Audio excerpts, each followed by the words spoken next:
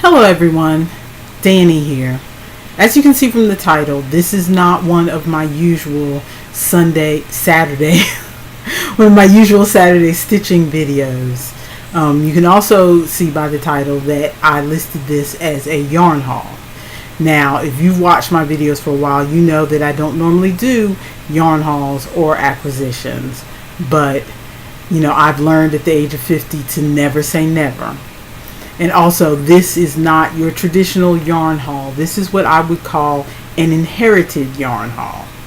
I'm sure if you have been a knitter or a crocheter for any length of time, you've had a friend or a distant relative come up to you and say, my auntie or grandma or cousin used to knit or crochet, but they can't do it any longer due to health, or sadly someone has passed away, and there's all this yarn and we don't know what to do with it, but I bet you could make use of it.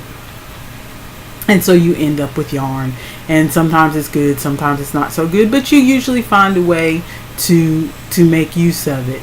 I would say that a good 40% of the yarn I have on hand is yarn that someone else gave me because they were doing a clear out, either for a deceased relative or whoever.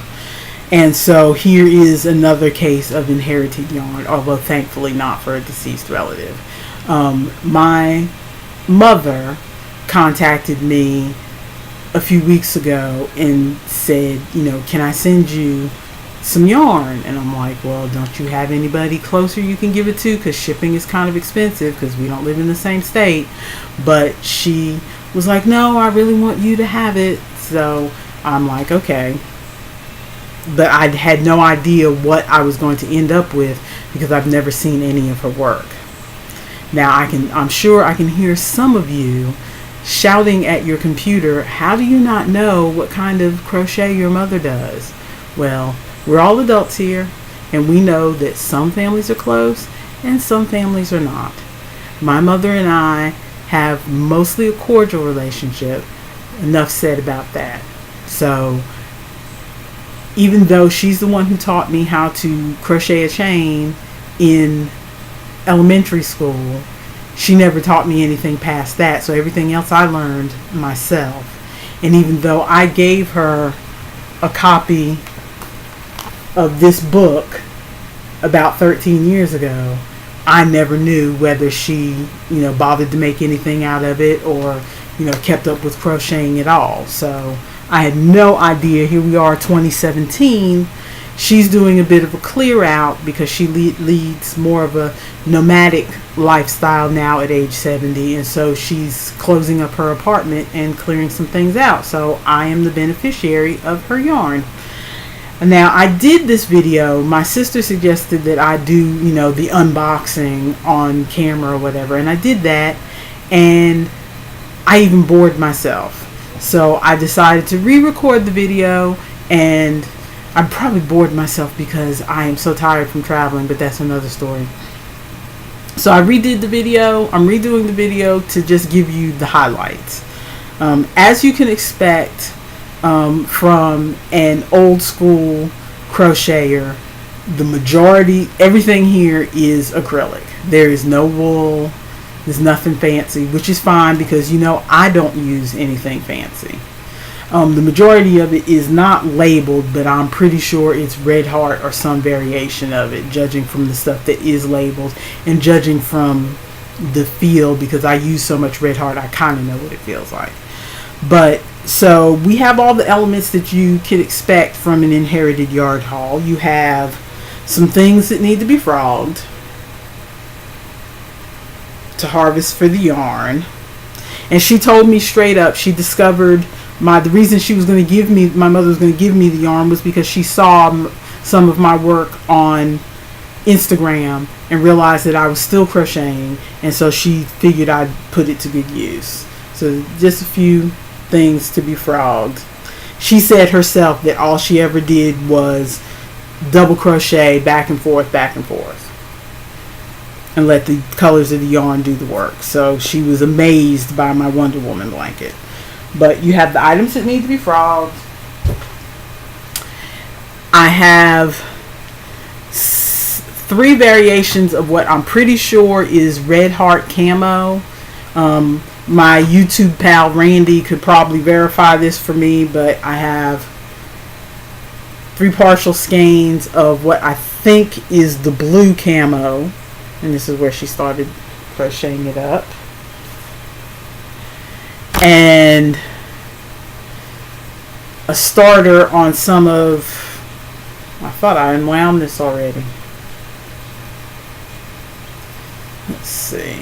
Something else to be frothed. A starter on what I think is the brown camo. Looks like she was trying to make it, starting to make a hat out of it. Here we go.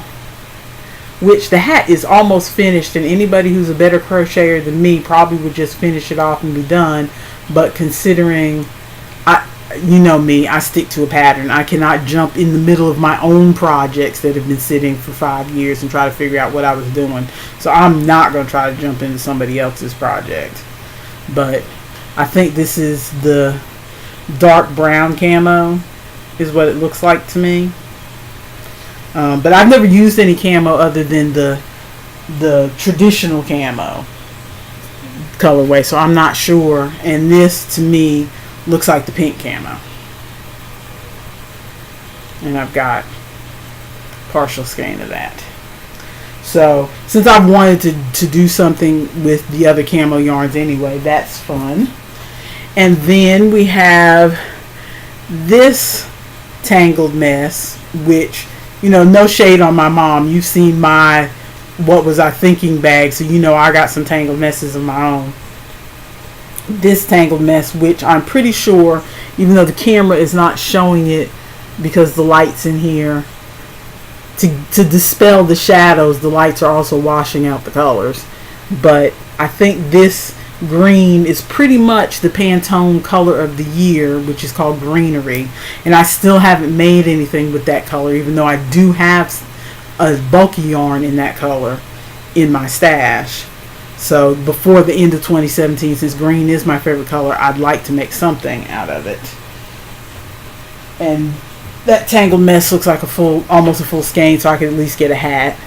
I found in the box 2 skeins of light blue Super Saver, which is the color that I am using on both Sydney and Chloe's Avatar Afghans for the water square, and I'm not sure that I've purchased enough. So this is a good find. This is getting set aside in the rest of this, since I don't have room in the house, will probably go in the 18-gallon totes out in the shed, but that will get set aside to use right away. Here's another partial skein of which I know for a fact what this is, because I have 4 skeins of it that I don't know what to do with already. It's the watercolor, which we've talked about before. Red Heart watercolor. I bought it. I mean, it's Red Heart Super Saver in the watercolor. I bought it to make a skirt and decided I don't want that skirt, and so I think I'm going to make the Virus Meets Granny shawl out of it. So I have a little extra if that's what I end up doing with it. Here's another great find. This is Red Heart Super Saver, but it's in the color Warm Brown. This is a good find for me because I have a pattern for a corner-to-corner Afghan that my son has been waiting for me to start for him, but the first colors in it are Warm Brown and another brown, and I think Warm Brown is the first color. I hope so anyway, because I haven't had the money to go buy the colors for his Afghan, so hopefully this is the first color. Either way, it's either the color of the sidewalk, which is at the beginning of the pattern, or another spot in the middle of the pattern. Either way, this will definitely go to use. Okay, also there is, threw it in the laundry basket, several balls of a yarn from a Hobby Lobby yarn, Yarn Bee Icelandic Jewels. I have 1 ball of the opal, 2 balls of the garnet, 2 balls of the black pearl, 1 and a skosh more of the sapphire, and 2.5 balls of this unidentified green, which is also close to the Pantone color of the year. So this is all bulky yarn, so I'm pretty sure it'll be good for making winter hats, which my sister is trying to convince me to start an Etsy shop, so to try to make some extra money. I know everybody's got an Etsy shop. There's no guarantee that I'll make any money, but watch this space. I may do it anyway. And I know if I do, that yarn will be the first that I use. There's a few Afghan books. You know, your standard leisure arts type things. Plus the Hip to Crochet book, which I never bought myself a copy. That's her copy that I bought her for Christmas, which I'm not insulted that she gave it back to me, because she's clearing out all her books. And I never bought myself a copy. So those are the highlights. Oh, plus, as you always find in an Inherited Yarn haul, oddballs, which I'm spilling on the floor. But this is, I don't know if I can you see it? Oddballs. Lots of unidentified oddballs. Which I've been saying, because I keep seeing people do the scrap blankets, and I have no desire to do a scrap blanket in fingering weight. I dropped a ball of yarn on the floor. It's going to drive me crazy. Here we go. All of this is, the majority of this is worsted weight. There's a little bit of what I showed you, the bulky weight. And I think there's like a couple more, like this is softy chunky. There's one ball of this. But the majority of it is worsted weight. There's one random ball of what feels like a chenille. It feels like Bernat blanket, but it is, as you can see, it's not a chunky. It's like a worsted weight. So, but there's only one ball of this too, so I don't know what I'd do with this. But then the rest of the box is just random. There you go. Random acrylics worsted weight. This box is 16 inches deep. So this box is 16 inches deep. So it is a good bit of yarn. Most of it is not necessarily, the colors are more pastel-y than what I normally buy. But I'm sure I'll find a use for it. I'm sure I'll find a use for it, and I'm thankful that she gave it to me so that it can be put to good use.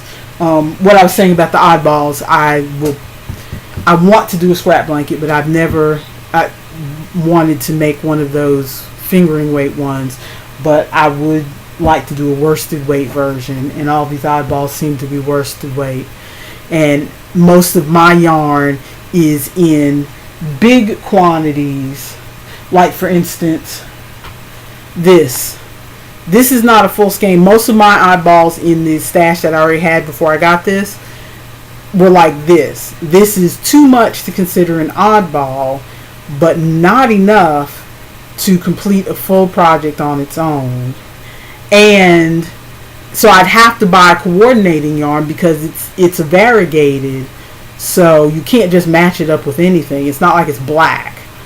You know, you can have a big ball or a small ball, whatever, of black and throw it in with anything. But when you have these variegated oddballs, you don't know what to do with them. Or even if it's not variegated, if it's just, you know, like this, it's a solid, but it still seems like a bit much to consider it an oddball.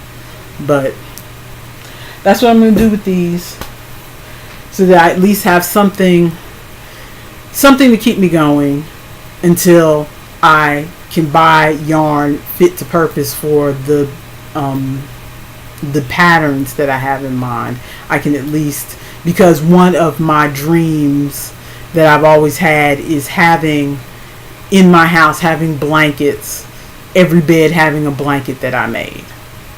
So, and I've never gotten to that point, either quilting or knitting or crocheting. I just want every bed to have a blanket that I've made, so that the house feels like, there's a piece of me in it.